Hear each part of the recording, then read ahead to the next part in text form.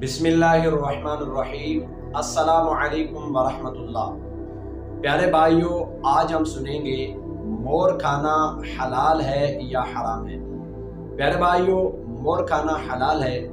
मोर भी हलाल परिंदों में आता है।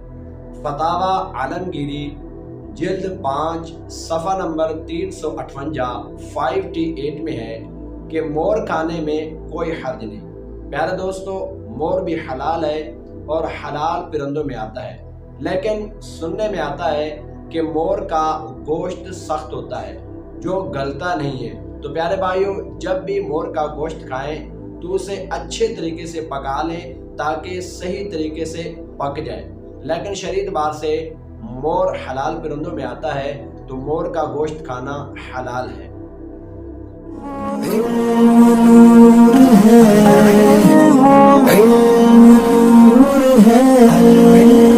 हदीस पाक में है कि हर चीज के लिए एक रास्ता होता है और जन्नत का रास्ता इल्म है।